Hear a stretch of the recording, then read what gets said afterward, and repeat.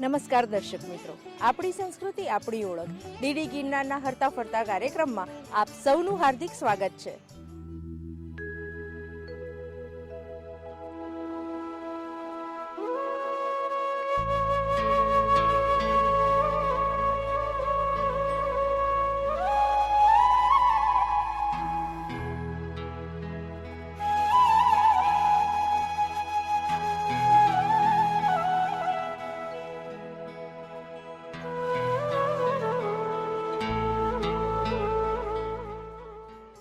હરતા ફરતા કાર્યક્રમમાં આજે અમે આપને લઈને આવ્યા છીએ અમદાવાદના વસ્ત્રાપુર અંધજન મંડળમાં.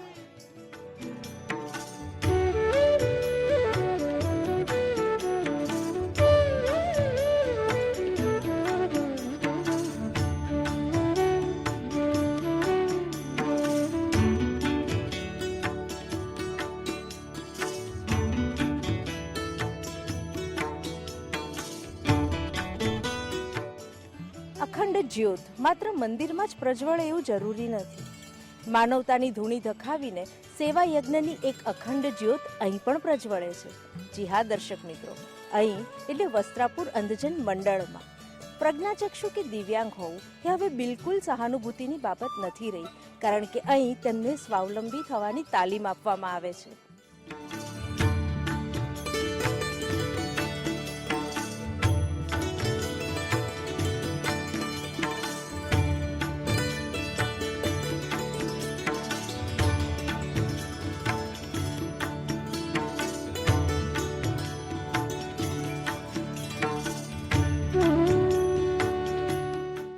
આપણી સાથે છે અંધજન મંડળના કાર્યકારી સચિવ શ્રી ભૂષણ પૂનાની સાહેબ. સાહેબ, અમને કહેશો કે અંધજન મંડળની સ્થાપના ક્યારે થઈ અને કયા હેતુસર થઈ? આ સંસ્થાની શરૂઆત સન 1964માં આ કેમ્પસમાં થઈ હતી. ગુજરાત સરકારે 2.5 એકર જગ્યા રેવન્યુ ફ્રી આપવાથી આ સંસ્થાનું નિર્માણ કરવામાં આવ્યા હતા. સંસ્થાની શરૂઆત ફક્ત નેત્રહીન વ્યક્તિઓ માટે શિક્ષા તાલીમ આપવાની હતી, પણ વર્ષો ઉપર આ સંસ્થા દરેક પ્રકારના દિવ્યાંગ વ્યક્તિ માટે એના શિક્ષણ તાલીમ પુનર્વાસ માટે કામ કરે છે અને આજે આ દેશની દિવ્યાંગતા ક્ષેત્રની સૌથી મોટી સંસ્થા છે. સાહેબ, આ કેમ્પસમાં કઈ કઈ પ્રકારની પ્રવૃત્તિઓ થાય છે? આ કેમ્પસમાં દિવ્યાંગ વ્યક્તિઓ સંબંધિત દરેક પ્રકારની પ્રવૃત્તિઓ થાય છે.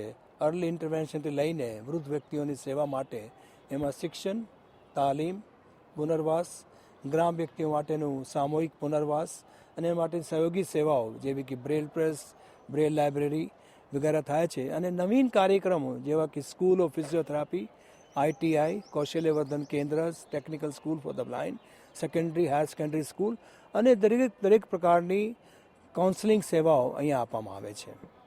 સાહેબ, કૌશલ્યવર્ધન કેન્દ્ર જે છે આપને ત્યાં, એના વિશે થોડી માહિતી આપશો?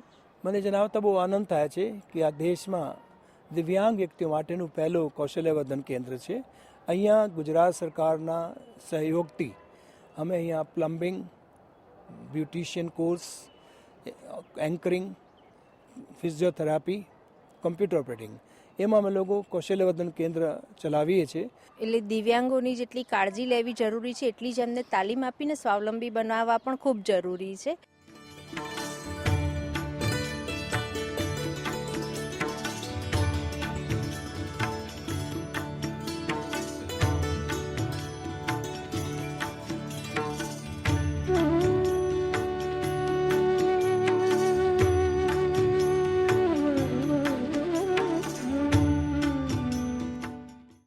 ઝાકીરભાઈ, આપ શું કરો છો અહીંયા?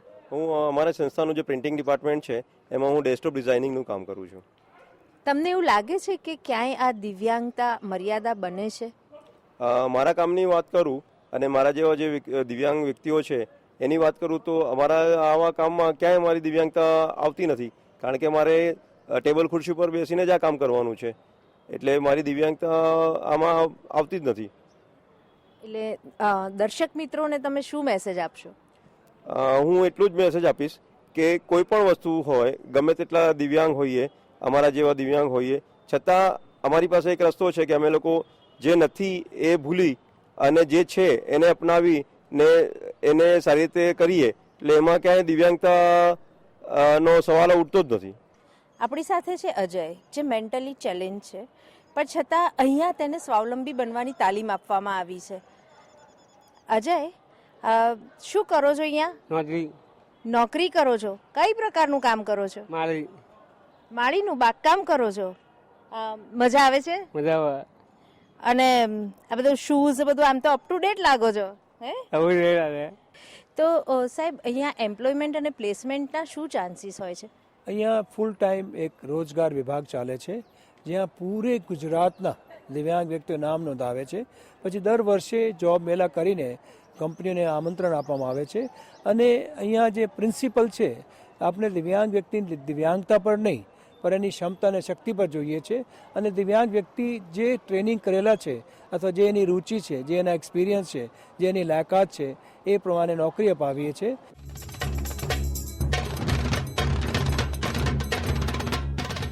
હરતા ફરતા કાર્યક્રમમાં અમે આપને નીત નવા સ્થળોની મુલાકાત કરાવીએ છીએ, અવનવા લોકો સાથે પરિચય કરાવીએ છીએ અને સરળ પ્રશ્નોત્તરી દ્વારા જે તે સ્થળની માહિતી આપીએ છીએ.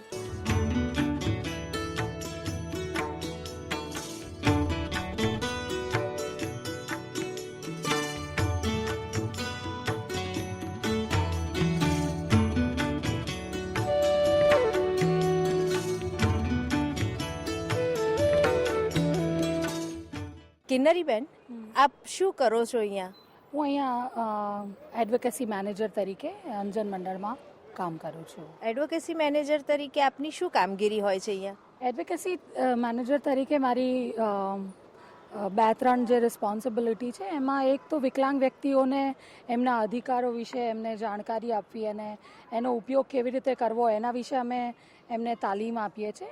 કિન્નરીબેન, આપ ખૂબ સરસ કામગીરી કરો છો, કારણ કે દિવ્યાંગને તાલીમ આપવી એ એક બાબત છે ને તેમને તેમના ફંડામેન્ટલ રાઇટ્સ માટે અવગત કરવા એ પણ ખૂબ જ જરૂરી છે.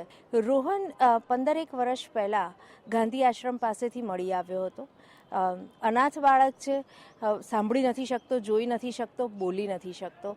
તો એની સાથે જે કંઈ પણ કોમ્યુનિકેટ કરશે એ બેન, આપનું શું નામ?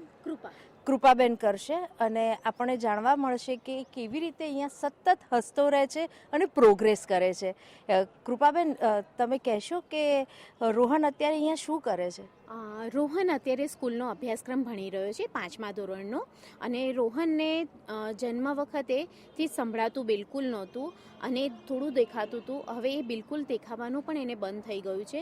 અને જ્યારે અંધજન મંડળમાં આવ્યો ત્યારે એની પાસે દ્રષ્ટિ તથા શ્રવણ બંનેની ક્ષતિઓ હતી. અને એ અમારા સેન્ટરમાં બધિરાનતા ધરાવતા બાળકોનું જે સેન્ટર છે એ સેન્ટરમાં એનું એડમિશન કરવામાં આવ્યું. અને એડમિશન કર્યા પછી એને પોતાને નાહવું, ખાવું, કપડાં કેવી રીતે પહેરવા, આ બધું જ એને શીખવાડવામાં આવ્યું.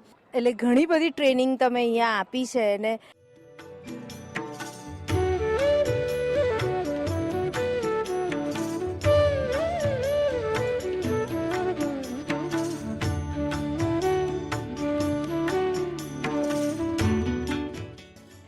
આવો, એક સજાગ નાગરિક તરીકે, એક સજાગ વાલી તરીકે અને એક સજાગ સમાજ તરીકે આપણે તેમના આ પ્રયાસોમાં આપણો સક્રિય સહયોગ આપીએ. સાહેબ, અહીંયા બહેનોની પણ એક સંસ્થા ચાલે છે જેને બ્લાઇન્ડ વિમેન એસોસિએશન કહે છે, તો એના વિશે તમે થોડી વાત કરશો?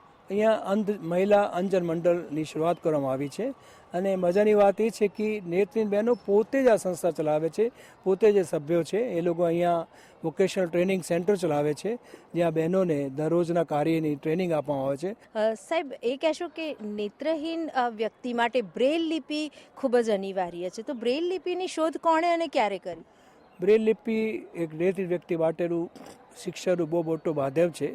એનાથી એ પૂરા જ્ઞાન પ્રાપ્ત કરી શકે છે. આ લિપિની શોધ ફ્રાન્સના એક જે બહુ જાણીતા લુઈ બ્રેલ, જે કુપડે ગામમાં જન્મ્યા હતા, લગભગ 200 વર્ષ પહેલાં, 200 વર્ષથી વધારે પહેલાં એને આ બ્રેલ લિપિની શોધ કરી હતી.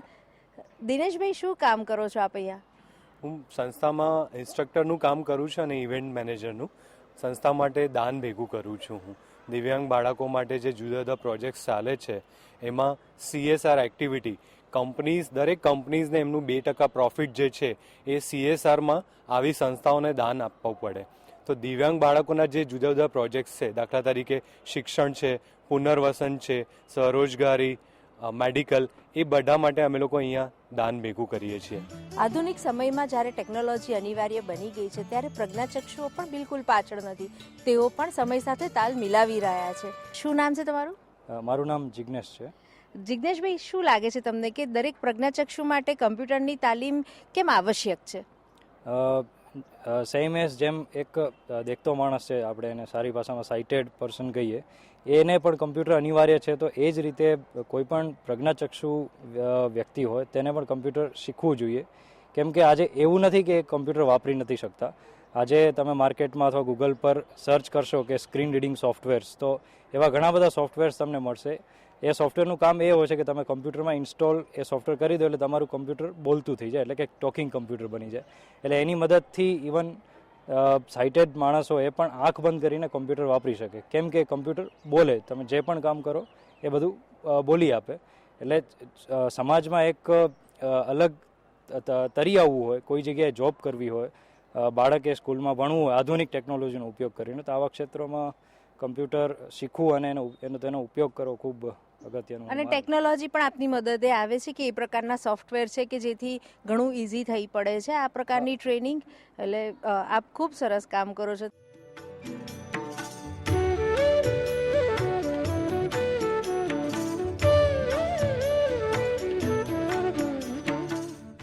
અમારા દર્શક મિત્રોને તમે જે આખી જિંદગી આ સેવા યજ્ઞનો ભેગ ધર્યો છે, તો એના અનુસંધાનમાં કોઈ મેસેજ આપશો?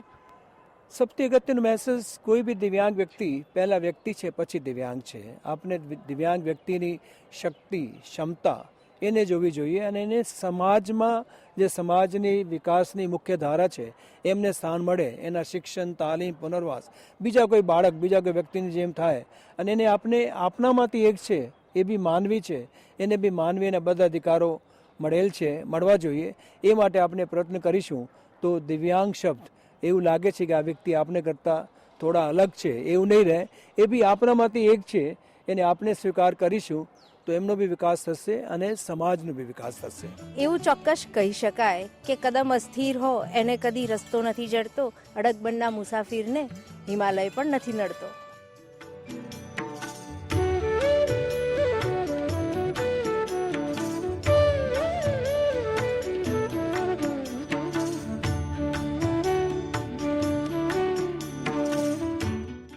આપની આસપાસ કોઈ મુલાકાત યોગ્ય સ્થળ હોય તો અમને તેની માહિતી અને આમંત્રણ જરૂરથી લખી મોકલશો. અમારું સરનામું નોંધી લેશો. નિયામક શ્રી હરતા ફરતા કાર્યક્રમ, દૂરદર્શન કેન્દ્ર, થલતેજ ટેકરા, અમદાવાદ 380054. યુટ્યુબ ઉપર હરતા ફરતા કાર્યક્રમ નિહાળવા લોગિન કરો www.ddgirnar.com પર. ફરી મળીશું નવા સ્થળે નવા લોકો સાથે.